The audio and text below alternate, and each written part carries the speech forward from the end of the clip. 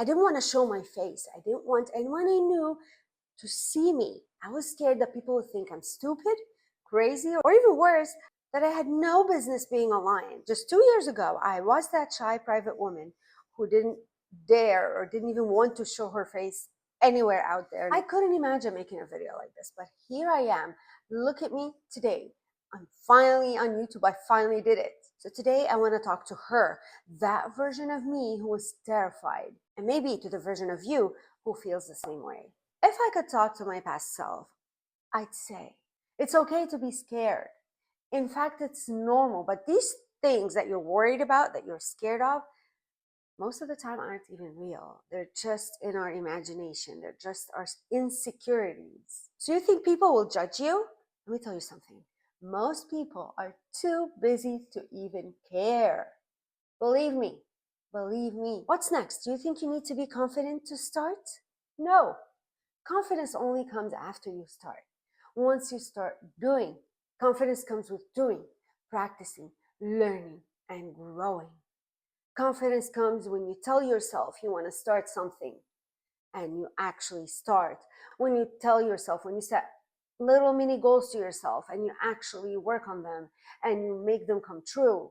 Once you attain those goals that you set for yourself, every single goal you attain will give you more confidence. And here's another one. I know you think you need to look perfect, or you need to sound professional, or oh, this is my favorite, you need to learn more, you don't know enough.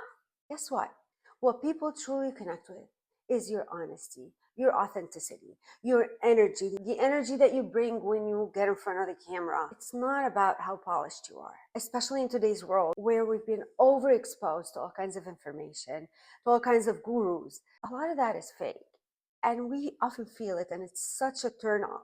So if you start off and speak about your journey, people will follow you, will follow your journey. People will see you grow, will see you improve. This is like watching a sitcom, or it's like watching some sort of a TV show where you see the character evolve and grow throughout the series. People get attached to the character. That's how you connect. So when you feel like you don't have what it takes, your story will speak for you. Your story has what it takes because you've been through a lot, especially if you're in your mid-age. We have a lot to talk about. We've gathered up a lot of experience, life experience, work experience, family experience, or what have you, whether it's trauma or the good, the bad, anything. We have enough experience to write a whole book. The typical person goes through a lot by the time he or she gets to their middle age. I've been through a lot of trauma, childhood trauma, not because of my family, other circumstances. Maybe I'll get into that one day. But all that leaves a trace in you, whether it's a wound inside of you or whether it's positive memories. All that makes you who you are. All that shapes you into the unique person that you are. And that is your story. By using your story in your content, other people will learn things from a perspective that no one else can give it. No one else went through your experiences, lived through life the way you do. And this is what gives you your uniqueness. And this is what gives you your voice. So when you speak about a topic that has been spoken of so many different times, for example, such as content creation, being a content creator, my story, my background is different from his or her background, is different from your background. So by using our story and our background gives us a unique point of view, the way we present our ideas, the way we come off online. So if I get the chance to go back and speak to myself just a year ago, 2 years ago, I tell her perfectionism is just fear in disguise. I tell her that done is better than perfect. I'm sure you've heard this a million times, but believe me, I've lived through it. I'm still living through it. I'm far from having anything perfect. Actually, we can never be perfect. But anyway, perfectionism is a struggle that I have. And I struggle with that daily. Every time I create or sit down to research for a piece of content. But you know what? I used to allow that to be my block.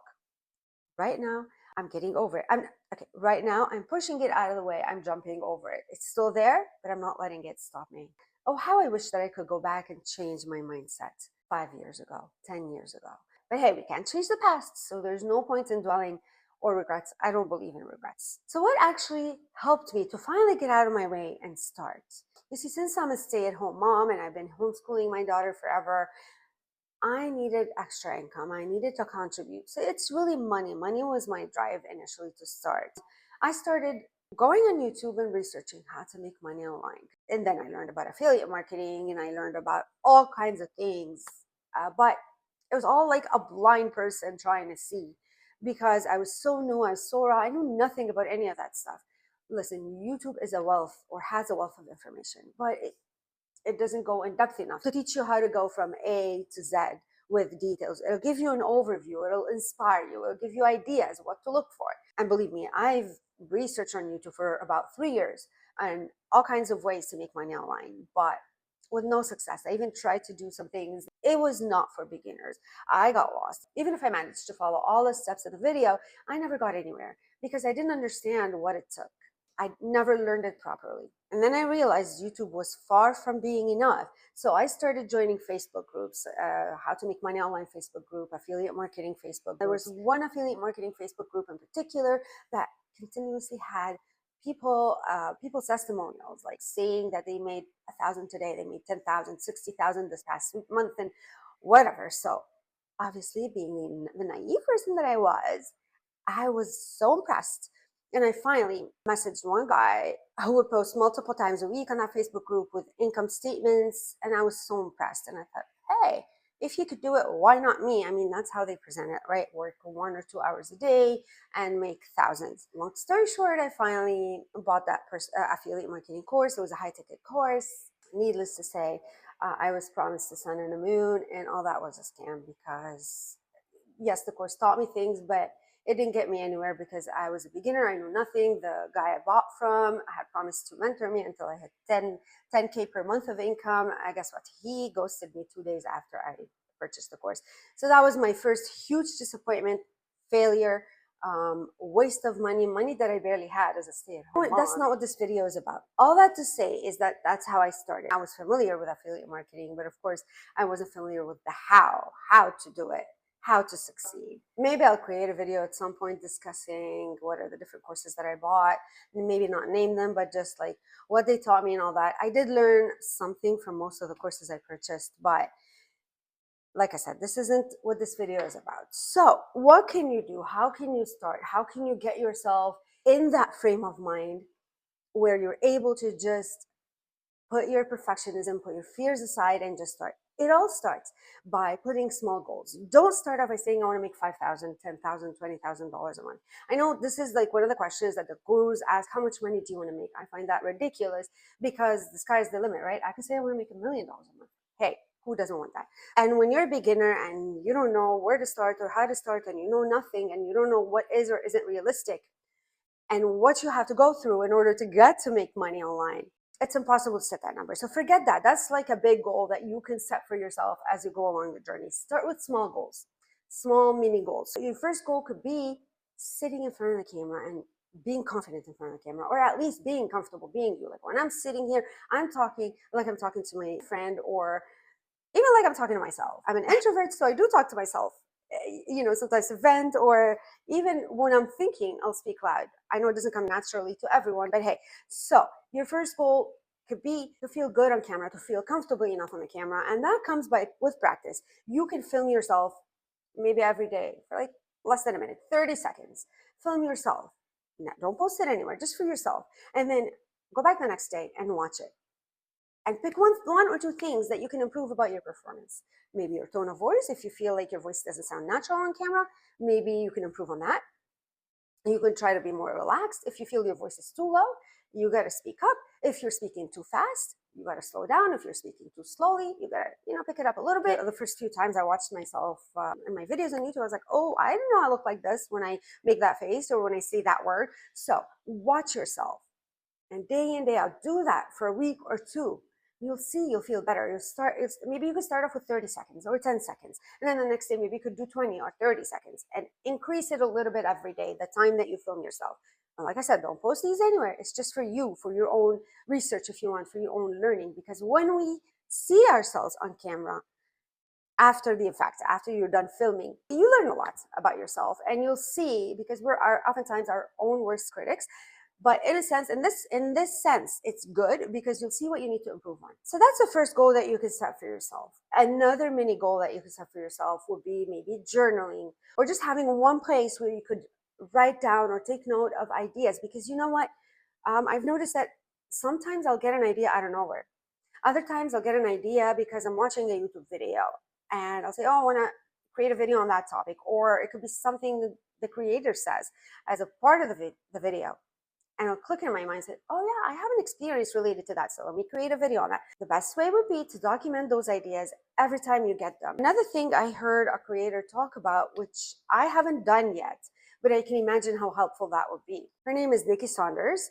I love her content. She's an introvert like me. So she talks about journaling, taking 10 to 15 minutes a day, where you could sit by yourself, with yourself, no distractions, no cell phone, no music, nothing, and just write down your thoughts. Whatever crosses your mind while you're sitting there, it could be anything relevant or irrelevant. It could be negative thoughts, positive thoughts. It could be feelings that you're experiencing. And then copy those thoughts and paste it into ChatGPT and ask it to give you 5 video ideas or content ideas based on your own ideas and feelings, because oftentimes we know so much more than we can express or so much more than we realize. We have a lot of content stored up here that we're not even aware of it. So when you sit down and allow yourself to write whatever it is that you're feeling and thinking, you can create content from that. So this is an exercise though. You're not going to get it good from the first time. You need to practice. You need to do it multiple times. So that's another thing that you could do for yourself to help prepare yourself. So how did I finally start posting on social media? Because I started with Instagram and a little bit of TikTok, was when I purchased that high ticket affiliate marketing course. I was forced. I had no choice. I felt like I spent a few $1,000s of the money that I barely had, and I couldn't just like chicken out and not do what was needed to do. So I started by creating my first reel ever on Instagram. And listen, I had never been on Instagram. I had been on TikTok occasionally. I had never created any piece of content online. You think that you're going to make $10,000 after 90 days, or maybe $1,000 or $2,000 right away. Like so many people claim to make like thousands of dollars as a beginner. It's all false, by the way. You can't make so much money when you first start as a beginner if you know nothing. And these people have often gone through other courses. They've had quite a bit of experience in digital marketing or affiliate marketing. That was the thing that finally forced me, if you want to start, because when you invest money, it's different. You feel like now you have to start. You can't keep wasting time. You spent the money, now you want to make back that money and then some. Before I purchased my first affiliate marketing course, I had purchased a YouTube course, mini YouTube course by Think Media. It was helpful. And at the time, since I didn't want to show my face, I was doing a lot of research on faceless YouTube content. And I decided to start a YouTube channel, a faceless YouTube channel, which if you look back to my first 2 videos, they were faceless. I used my voice, but they were faceless because I was too afraid to show my face. I didn't want to. And I bought into the idea that as a complete beginner, you don't need to know anything, no experience, nothing, and you could just start a faceless YouTube channel. You could outsource everything, hire editors, hire video creators, or whatever. You know, I went down that road, and it proved to be nothing short than exhausting and draining and nerve-wracking, because it's very hard to find a good team when you don't even know what you're doing, when you've never edited a video or created a video. So that's not a good idea. So going back to my first reel that I ever created, I didn't even talk. I just had to stand there and point text over my head.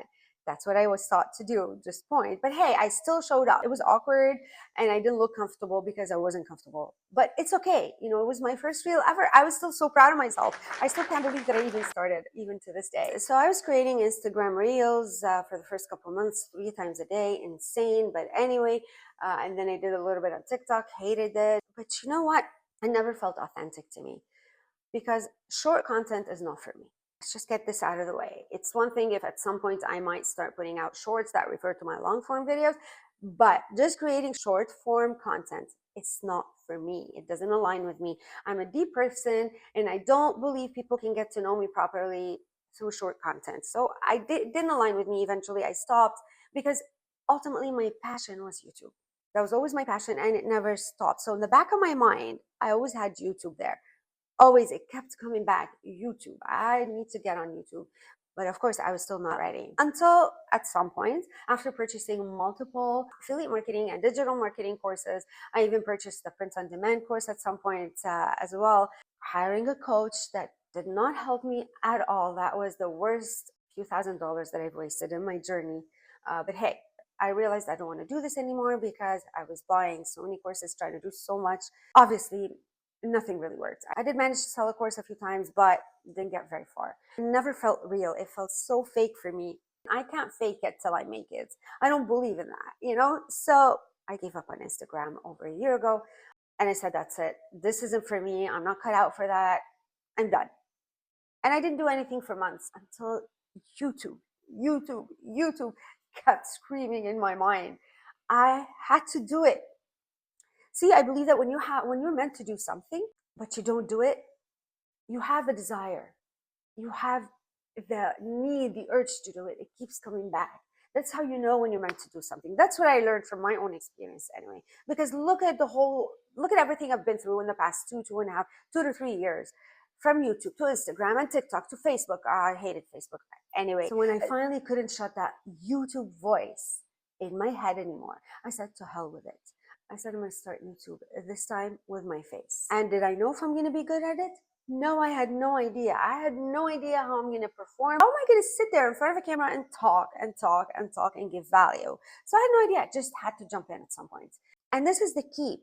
When you first start your YouTube channel, no one is watching. And if anyone is watching, it's a very few people. You're not getting much exposure when you first start. So you mess up and strangers get to see you being goofy, awkward, boring, stupid, whatever. It doesn't matter, because barely anyone will see. And this is a great time to practice your skills, to also practice your presence on camera, to go back and work on things and improve yourself 1% or what have you every single video. Try to learn something from every video that you post. So in reality, you're posting and you're improving, you're learning, you're growing with minimal pressure, because there aren't a lot of people watching. So take advantage of having that minimal exposure and know that you're building. It's like you're investing. You're investing in yourself, and you're building to what they call the YouTube library. You're adding content so that one day when you make it, people or the audience will have other videos to watch. We'll get to see you when you started at the beginning of your journey. We'll get to see your evolution, your transformation through your own content. And this by itself is great, because you're going to be the proof that this thing works. You're going to be the proof that anyone can do it. You are going to be the living proof that even when you don't believe in yourself, even when you don't think you can do it, but you decide to do it, you finally allow yourself to take action, you give permission to yourself to be out there, to put yourself out there, you'll make it. You are the living proof. I am the living proof. Just start now. Don't wait till you're ready, because obviously by now you know you never will be. Stop being scared of failure, because you're going to fail. So fail fast and learn, grow, rise up and do it again. But this time you'll do it better. And every time you fail, you'll do it a little better.